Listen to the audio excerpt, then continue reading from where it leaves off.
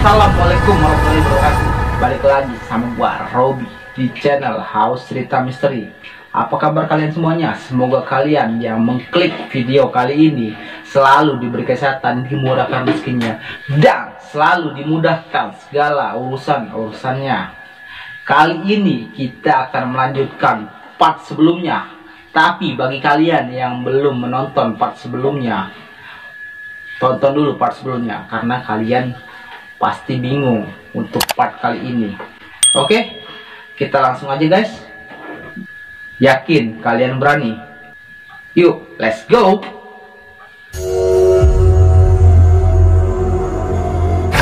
Mas Ilham pun tidak mau menceritakan kepada bapak-bapak yang di depan itu apa yang dialami saat dia tadi di dapur. Karena kalau nanti diceritakan pasti membuat yang lain ketakutan dan pulang ke rumahnya masing-masing. Ini loh Pak, kopinya sudah siap, silakan diminum, kata Mas Ilham di situ. Bapak-bapak itu pun menjawab, nanti loh Mas, ini mulut bukannya tempat cuci piring. Mas Ilham pun menjawab, iya Pak, maaf, kirain aja udah gak sabar. Dimulailah perbincangan malam itu. Rencana untuk mengusir sosok pocong tersebut, namun malah melenceng menjadi cerita warga yang diganggu sosok pocong itu. Mbak Kirno yang di sebelah rumah saya, mereka pun diganggu kemarin, malah lebih parah dari Mbak Kirana, ucap Pak Ruri di situ. Wah, apa itu Pak? Jadi pada saat Pak Kirno bangun tengah malam karena kebelet pipis, dia keluar kamar. Ternyata sosok pocong itu tepat berada di ruang tamunya. Hah? Serius Pak? Iya serius. Dia cerita saat ketemu saya kemarin, ucap Pak Rudi di situ. Jadi saat itu juga Pak Kino pun lari terbirit-birit kembali ke kamarnya. Nggak jadi kencing karena diganggu oleh sosok pocong tersebut. Aduh, gila banget itu pocong Pak, ucap bapak-bapak saat itu. Ternyata sudah banyak warga yang telah mengalami gangguan ini. Gangguan pocong itu bukan malam saja Pak. Jadi pocong itu ganggu warga siang hari juga. Itu loh istri Pak Sabar ketika dia di dapur lagi memasak dan mencium bau anyir dan bau amis saat itu. Ternyata sosok pocong itu berada di sebelahnya, sedang menatap dia dengan sangat menyeramkan. Ini sudah tidak bisa dibiarkan lagi. Semangat bapak-bapak itu pun begitu kuat saat itu. Seakan-akan rasa berani pun muncul dari diri bapak-bapak tersebut. Mereka sangat muak saat itu dengan gangguan sosok pocong ini. Mas Ilham pun berkata saat itu, gimana Pak kalau malam ini kita ronda aja? Kebetulan besok saya libur. Mendengar ajakan Mas Ilham malah membuat nyali bapak-bapak itu menciut saat itu juga. Mereka seolah-olah trauma, tidak ingin melihat sosok pocong itu lagi. Kok pada diem? Tadi katanya semangat mengusir. Emang Pak Ustadz nggak bisa ya mengusir sosok pocong itu? Kata Mas Ilham saat itu. Tidak bisa Mas, ilmu saya baru bisa mengusir saat bertemu. Tidak bisa mengusir sosok pocong itu sampai keluar desa. Tapi bapak-bapak tenang aja, karena saya sudah minta bantuan teman. Wah, benar nih Pak. Iya benar, minggu depan dia janji mau kesini, ucap Pak Ustadz saat itu. Pembicaraan pun sudah meluas dan kini berganti topik, tidak lagi membahas sosok pocong tersebut. Dalam keadaan ramai seperti ini, kenapa sosok pocong itu tidak mau muncul? Ilham pun berbicara dalam hati saat itu. Satu persatu pun bapak-bapak itu pamit karena hari sudah malam. Seminggu ke depan adalah hari yang aneh, karena sosok pocong itu pun menghilang dari desa. Tidak ada lagi kabar warga yang diganggu oleh sosok pocong itu. Membuat warga yakin kalau sosok pocong itu sudah pergi dari desa. Saat ini desa sudah mulai aman. Ibu-ibu dan anak-anak sudah berani bermain di luar rumah. Seakan-akan mereka senang dengan kepergian sosok pocong itu. Tidak ada lagi desas-desus warga yang melihat sosok pocong itu. Entah pergi kemana sosok pocong itu. Bahkan Pak Ustadz pun tidak tahu kemana perginya sosok pocong itu. Sudahlah, yang penting warga sudah mulai ramai saat sholat Isya. Untuk saat sekarang keadaan sudah mulai tenang. Tapi ketika Pak Haji datang, suasana kembali mencekam.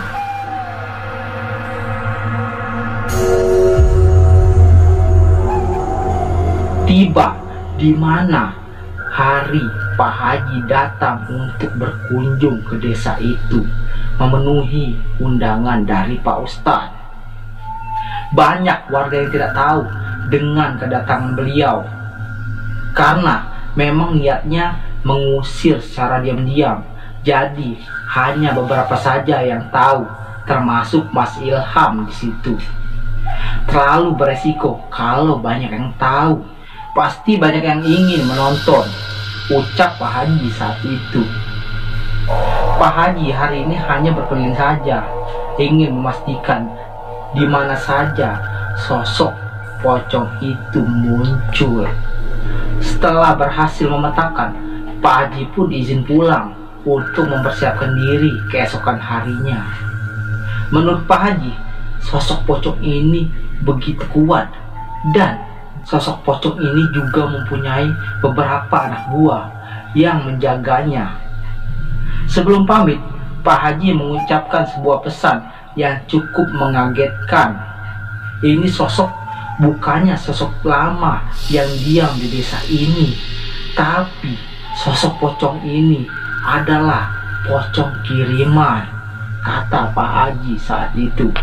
Selepas Pak Haji pulang, beberapa bapak-bapak dan Pak Ustadz pun yang hadir saat itu membicarakan sosok pocong itu lagi.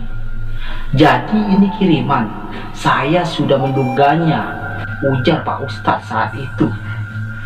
Punya usut, ada beberapa hal yang Mas Ilham tidak tahu selama ini. Semenjak Mas Ilham hadir di desa ini sampai sekarang, sebuah perusahaan besar ingin membangun pabrik di desa ini. Namun saat itu ditolak oleh warga. Bisik Pak Ruri ke Ilham. Kok saya baru tahu ya Pak? Ya kamu kan kerja terus dari pagi sampai malam, jadi mana mau tahu. Lagi juga mereka nggak datang lagi sebelum Mas Ilham datang ke desa ini. Pantas saja Mas Ilham saat itu tidak tahu. Diam-diam perusahaan tersebut tidak terima atas penolakan warga desa itu. Namun itu hanya perkiraan saja. Hal goib susah dipastikan untuk jadi barang bukti dalam tindak kejahatan. Tapi ketika mendengar pesan Pak Haji tadi, yang membuat bapak-bapak itu berpikir bahwa perusahaan itulah biang keladi dari teror pocong ini. Mereka mengirim sosok pocong itu untuk menakut-nakuti warga supaya warga pindah dari desa itu. Kita tunggu aja Pak penjelasan dari Pak Haji esok hari, ujar Pak RT.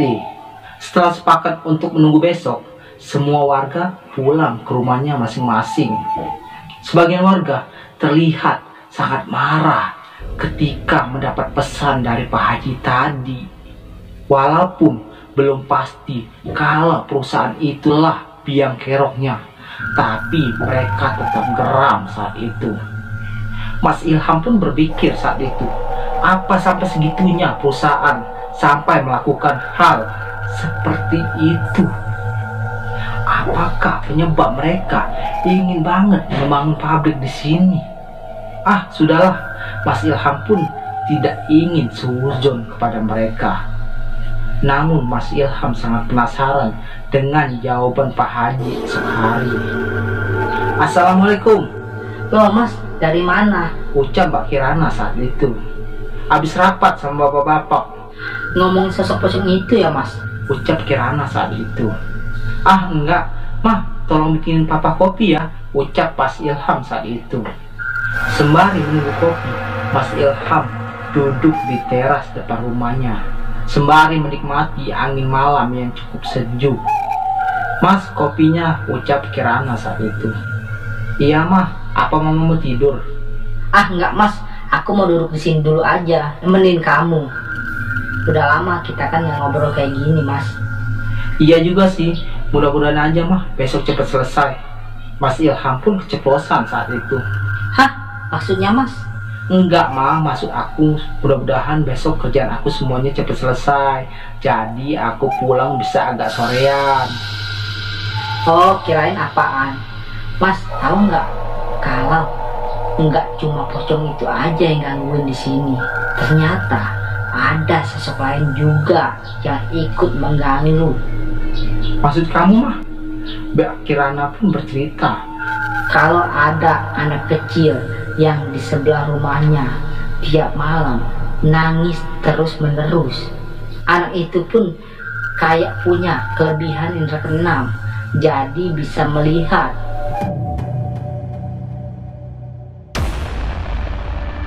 Penyebabnya adalah anak itu selalu diganggu oleh sosok kunti, pocong, nenek-nenek, dan juga anak kecil yang suka mengajaknya bermain.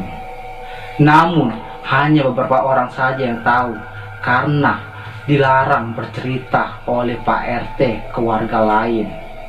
Bisa heboh malah nanti, kata Kirana. Kok kamu bisa tahu? Iya, pas kamu pulang malam, aku bantu nenangin Mas.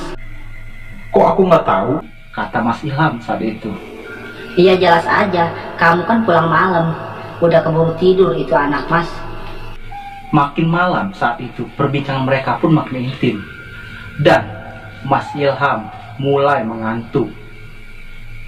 Tapi Mbak Kirana saat itu masih terlihat segar. Mah, yuk kita tidur sekarang. Aku ngantuk nih Mah. Ya Mas, aku kan masih segar sekarang, kata Mbak Kirana saat itu. Ya udah Mah, kita sekarang ngobrol di kamar aja. Padahal kan masih enak di sini Mas. Saat Mbak Kirana dan Mas Ilham beranjak dari tempat duduknya, mereka pun terdiam sejenak saat itu. Karena mereka berdua samar-samar mendengar suara tangisan. Tangisan itu terdengar seperti suara wanita, tapi suaranya kadang naik, kadang rendah. Mbak Kirana pun bertanya kepada Mas Ilham. Mas, kamu dengar juga nggak itu? Iya Mah, aku juga dengar, kata Mas Ilham. Dari mana ya suara itu? Mbak Kirana pun menjawab. Di sebelah kan itu anak cowok Mas. Ini suara cewek loh Mas. Bukan suara anak kecil juga Mah. Iya Mas, sekarang aku merinding nih Mas. Karena tidak ingin membuat Mbak Kirana semakin takut, Mas Ilham pun segera mengajak Mbak Kirana untuk masuk ke dalam rumah. Suara itu ternyata dari kebun samping rumahnya Mas Ilham. Kebun kecil yang diurus istrinya untuk mengisi waktu lenggang di pagi hari dan sore hari. Untung saja suara tangisan itu tidak terdengar sampai ke dalam rumah. Nggak terasa, waktu sudah menunjukkan jam 7 pagi. Mas, kamu nggak masuk kerja? Ini udah jam 7 pagi Mas. Mbak Kirana yang sedang membangunkan Mas Ilham saat itu. Enggak Mah, nanti soalnya aku ada urusan sama bapak-bapak dan Pak Ustadz. Urusan apa sih Mas? Enggak Mah, enggak ada urusan apa-apa, jawab Mas Ilham saat itu. Kali ini Mas Ilham tidak mau keceplosan lagi karena bisa berantakan urusannya nanti. Karena Pak Ustadz datangnya sore nanti, jadi Mas Ilham bisa bantu beresin rumah bersama Mbak Kirana. Mbak Kirana yang mulai curiga pun bertanya kepada Mas Ilham. Tumben Mas, mau bantu-bantu beres-beres rumah? Alasan Mas Ilham tidak masuk kerja pun Mbak Kirana tidak percaya begitu saja. Jujur Mas, sebenarnya kamu mau ngapain ke rumah Pak Ustadz? Mbak Kirana yang saat itu bertanya. Pasti karena sosok pocong itu kan Mas? Ah, bukan mah. Aku marah ya Mas sama kamu kalau kamu nggak jujur sama aku. Mbak Kirana yang saat itu sudah mulai kesal karena Mas Ilham berbohong. Mendengar jawaban dari Mbak Kirana seperti itu, Mas Ilham pun mengalah untuk jujur kepada istrinya. Setelah dijelaskan tujuannya datang ke rumah Pak Ustadz, Mbak Kirana pun sedikit kesal karena tidak diberitahu sejak awal. Namun tujuan Mas Ilham tidak memberitahu Mbak Kirana adalah supaya istrinya tidak terbayang-bayang lagi sosok pocong itu. Aku ikut ya Mas. Loh, jangan mah. Nanti kamu kena lagi mah. Aku nggak mau ambil resiko. Jawab Mas Ilham saat itu. Tapi aku takut Mas, sendirian di rumah. Bener juga ya. Mas Ilham berpikir saat itu. Dalam kondisi ingin mengusir sosok pocong itu, mungkin saja ada sosok lain yang mengganggu warga. Mas Ilham pun berpikir keras saat itu. Bagaimana caranya supaya istrinya tidak ikut, tapi masih tetap aman. Mah, kamu aku titipin di rumah Pak Ruri aja ya. Kamu di sana sama istrinya. Nanti ku jemput ketika aku pulang. Kirana pun menjawab. Ya ampun Mas, ya udah deh, nggak apa-apa. Untung saja Mas Ilham mempunyai istri yang sangat penurut. Waktu sudah menunjukkan pukul 3:30 sore. Mas Ilham pun mulai bersiap-siap untuk ke rumah Pak Ustadz saat itu. Ini akan menjadi malam yang sangat panjang. Akan ada kebenaran yang terungkap. Semoga saja semuanya selesai malam ini juga. Setelah Mas Ilham mengantar istrinya ke rumah Pak Ruri, dia pun langsung bergegas ke rumah Pak Ustadz. Setelah Mas Ilham datang ke sana, ternyata sudah berkumpul bapak-bapak yang telah hadir saat itu. Jelas saja karena mereka pun penasaran juga, ingin tahu siapa pelaku dari semua ini.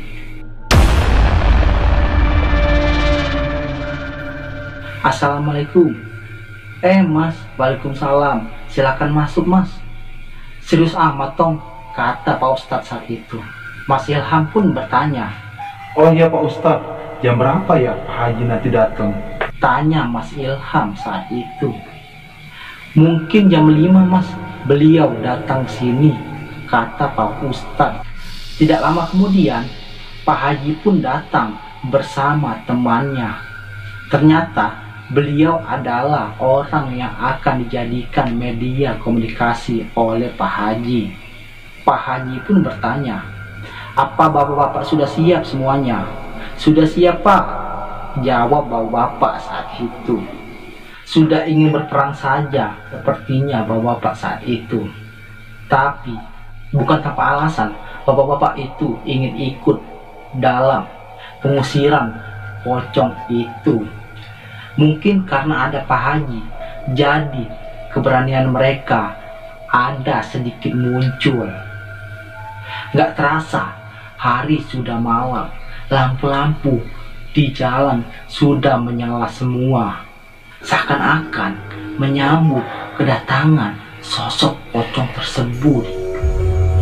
Banyak warga yang keluar rumah untuk bermain setelah Isya. Mereka tidak tahu bahwa di tempat lain ada orang-orang yang ingin mengembalikan desa kembali damai.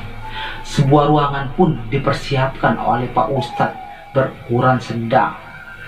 Anak muda yang dijadikan alat mediasi sudah duduk di antara bapak-bapak dan Pak Haji dan Pak Ustadz saat itu. Tak butuh waktu lama, Pak Haji mendatangkan sosok pocong ini. Tanda bahwa sosok pocong itu datang adalah ada angin yang cukup kencang. Perlahan pemuda itu pun menekuk tangannya ke perutnya. Matanya melotot tanpa berkedip sedikit pun. Sosok pocong itu pun mengeram, menoleh ke kiri dan ke kanan. Tiba-tiba sosok pocong itu bangun dan berdiri tegak. Melihat situasi yang seperti itu, Pak Haji pun meminta kepada bapak-bapak untuk menjaganya agar tidak kabur dan sigap. "Assalamualaikum," ucap Pak Haji ke sosok tersebut. Sosok itu pun tidak menjawab, pertanda bahwa sosok pocong itu adalah kafir. Dari auranya pun terlihat sangat kuat dan negatif, pertanda sosok pocong ini bukan sosok sembarangan. Pak Haji pun bertanya kepada sosok itu, "Siapa nama kamu?" Kembali sosok pocong itu tidak menjawab pertanyaan dari Pak Haji. Sepertinya Pak Haji harus bermain agak sedikit keras supaya sosok pocong ini bisa diajak kerjasama dan mau menjawab pertanyaan yang diajukan oleh Pak Haji. Pak Haji pun membaca ayat-ayat dalam hati. Seketika sosok pocong itu bergelinjang kesakitan dan bergerak cukup keras. Sosok itu pun berteriak, "Ah, panas! Aduh, panas!" Ketika sosok pocong itu kesakitan, dari suaranya yang cukup keras membuat bapak dan Mas Ilham saat itu gemetar. Pak Haji pun bertanya lagi kepada sosok itu, "Jawab, atau kamu saya bakar. Siapa yang mengirim kamu?" Sosok pocong itu pun berbicara, "Aduh, panas, panas, yang aja kamu ya."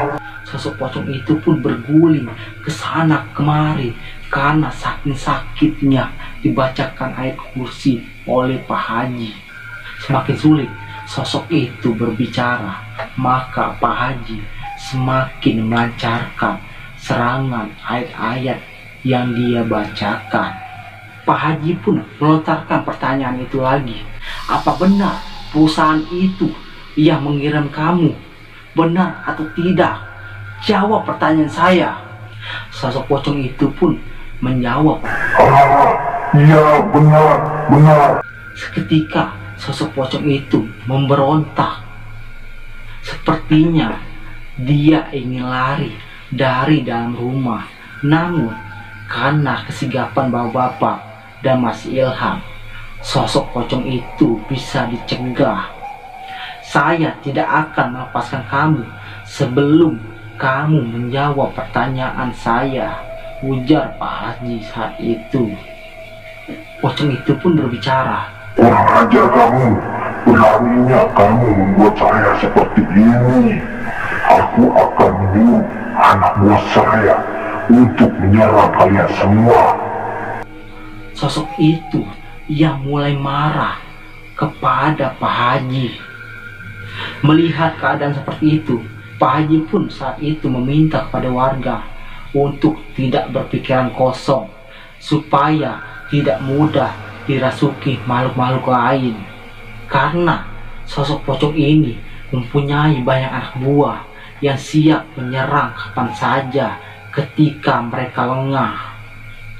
Menurut Pak Haji, anak buahnya di luar sudah menghancurkan pagar gaib yang telah dibuat olehnya. Sekarang sudah banyak sosok yang berada di dalam rumah yang siap menyerang Pak Haji kapan saja, termasuk Mas Ilham dan bapak-bapak lainnya. Seketika ada bapak-bapak yang dirasuki oleh makhluk halus tersebut. Sepertinya ada bapak-bapak yang tidak menuruti nasihat Pak Haji saat itu, dan seketika mereka mulai kerasukan. Hal ini membuat Pak Haji sedikit kewalahan karena di samping Pak Haji harus menahan sosok pocong ini, Pak Haji pun harus mengeluarkan sosok yang masuk ke dalam raga bapak-bapak itu. Keadaan mulai kacau saat itu. Untung ada Pak Ustadz yang membantu Pak Haji untuk menyembuhkan warga yang kerasukan. Sementara sosok pocong itu pun terlihat sangat senang. Sosok pocong itu pun berkata, kalian tidak ada apa-apanya dengan saya. Pergi dari sini, atau kalian saya ganggu seumur hidup. Kata pocong itu. Dan Pak Haji pun berkata, tak akan saya biarkan kamu merajalela di kampung ini. Dengan izin Tuhan, saya bakar kamu dan anak buahmu semuanya, ucap Pak Haji saat itu. Sosok pocong ini memang sulit dilawan karena bukan dari dia saja yang menyerang Pak Haji, namun dari majikannya dari kejauhan telah mengetahui kalau si pocong ini lagi diserang. Maka dia ikut membantu si pocong tersebut untuk melawan Pak Haji. Dengan kemampuan Pak Haji, dia pun kewalahan dan mengeluarkan sedikit darah dari mulutnya. Pak Ustadz dan dua bapak-bapak saat itu ikut memegangi orang yang menjadi mediator saat itu. Mereka pun kewalahan karena pocong tersebut berontak ke sana dan kemari. Dan tiba-tiba Pak Ustadz dan dua bapak-bapak tergelepar terpental keluar rumah. Hai pocong, jawab Pak Haji saat itu. Jawab pertanyaan aku sekarang, atau tidak kamu saya bakar atas izin Tuhan. Pocong itu pun berkata, Coba saja kalau bisa. Kalian tidak ada apa-apanya. Karena jawaban pocong ini tidak sesuai yang diharapkan, maka Pak Haji fokus kepada diri mediator tersebut. Harus banyak tenaga yang dikeluarkan oleh Pak Haji karena si pocong ini tidak mudah diserang. Ketika Pak Haji ingin menyerang pocong tersebut, selalu dihalang-halangi oleh anak buah pocong itu.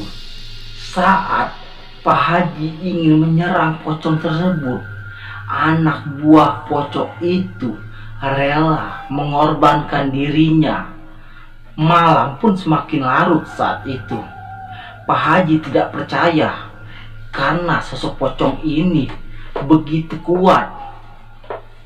Apakah ada yang salah dengan diri Pak Haji saat itu? Dia pun diam sebentar untuk menintrospeksi dirinya. Sekitar 15 menit Pak Haji terdiam. Tiba-tiba Pak Haji pun langsung menyerang sosok pocong itu, hingga badan Pak Haji dan mediator tersebut terpental keduanya. Untung saja Pak Ustadz saat itu cepat memegangi Pak Haji saat itu. Kalau tidak, Pak Haji bisa terpental sampai keluar rumah. Dan seketika badan pemuda itu tergelepar dan terdiam, seakan-akan sosok pocong itu telah pergi dari badannya. Tak lama kemudian, pemuda itu pun siuman dan langsung diberi minum oleh Pak Ustadz untuk menenangkan dirinya. Pak Haji pun berkata, tinggal anak buahnya saja. Kalau anak buahnya SIM, mudah saja, ujar Pak Haji. Saya akan langsung bacakan untuk membuat anak buahnya terpental keluar rumah semuanya. Benar saja, tidak perlu waktu lama.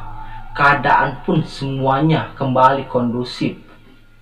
Terlihat raut wajah Pak Ustadz, Pak Haji, dan bapak-bapak kelelahan semuanya. Sok pocong ini adalah sosok yang penuh dendam. dan ditemukan oleh orang yang tidak bertanggung jawab untuk dijadikan seperti ini. Saya lihat kainnya lusuh, ikat kepalanya tidak ada, dan mukanya bertengkorak. Dan dagingnya sedikit membusuk, ujar Pak Haji saat itu. Penjelasan Pak Haji tadi membuat bapak-bapak ketakutan mendengarnya. Untung saja, kata bapak-bapak itu, kami tidak juga melihat sosok pocong tersebut. Karena bentuk sosok pocong itu sangat menyeramkan. Oke, bagaimana guys ceritanya? Tulis pendapat kalian di kolom komentar di bawah ini. Oke, bagi kalian yang belum subscribe, cepet subscribe ke sini supaya kalian nggak ketinggalan cerita dari Haus Cerita Misteri selanjutnya. Apa kalian masih berani? Dan gua sendiri, Robi, undur pamit. Yuk, cus.